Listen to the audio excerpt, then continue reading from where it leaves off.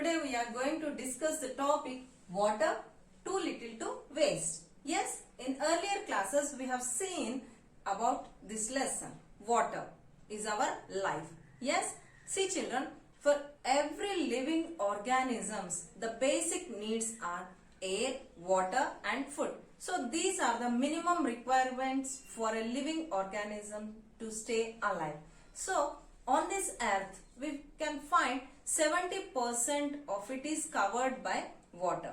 But this water is in different forms. Like we'll see now. See, it is in oceans as seawater. It is salty. How much of it? 97% of water is in the sea as the water is salty. We cannot use for any purpose. Next is other 2% of the water is in the form of ice in glaciers and poles. Yes, this is also fresh water, but it cannot be used as it is in the ice form. Next is only 1% of the water is fresh water, which is available in groundwater, in ponds, lakes, pools. So completely only 1% of water is fresh water which is available to us. So but this 1% of the water, due to heavy usage by the human, it is getting depleted. So what we should do? We should control or take measures to decrease the usage of water, conservation of the water, and also we should take measures to preserve the water for future generations. So how we are going to do it? So firstly we'll see most of the water which we are using in our household purposes, in hospitals, offices, the water which we have used, it will be coming out as waste water, which we are using for human activities. It will be come out as liquid waste water which is flowing in the drains. So this is nothing but the waste water. It is called as sewage. The liquid waste which we are getting flowed in the drainages, it is called as sewage. Mostly it contains the liquid, that is water, in which dissolved impurities are present, like organic, inorganic and biological wastes are thrown in that waste water.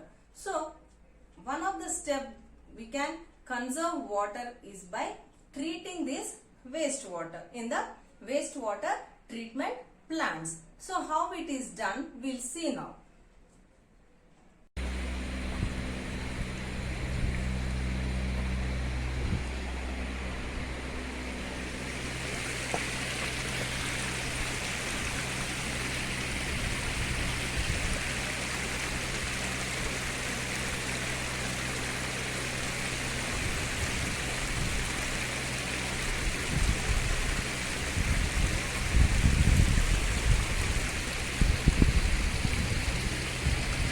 Now we'll see the wastewater treatment plant, children. So here you can see the wastewater, it is flowing through different levels. See how it is flowing through the bar screens. It is entering physically through these bar screens. The things like rags, sticks, plastic covers will be removed when it is flowing through the bar screens. Next step, it is flows into the large tanks where the sand and grit, it will settle at the bottom.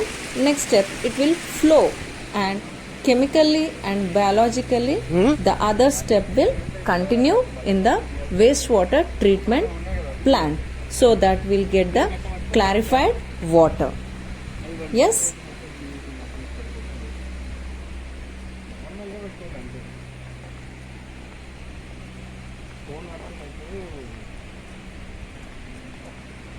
నార్మల్గా అది video తీసుకున్నట్టు గట్ల కాదు, నార్మల్గా పెట్టుకోండి sir. ఇక్కడ ఎవరైనా ఉన్నారు అది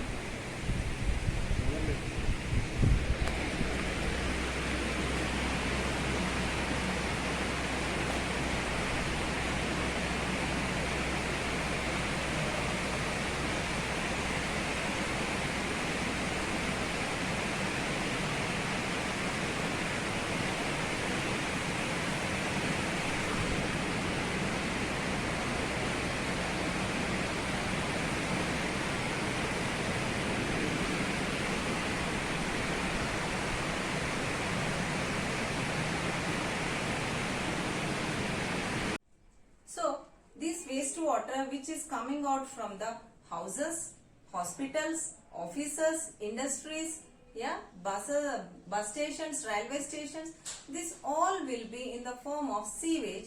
So this will be treated in the wastewater treatment plants. Some of the places we have wastewater treatment plants. So there are 3 different steps for treating the water before it is letting down into the water bodies. So there are 3 different processes: physically, chemically and biologically. We are going to treat the water before letting it into the water bodies. So if they are not treated properly before letting them into the water bodies, we are going to attacked by the different types of diseases. When water gets contaminated with the infectious and microbes, then we are going to suffer with the diseases, waterborne diseases like cholera, diarrhea.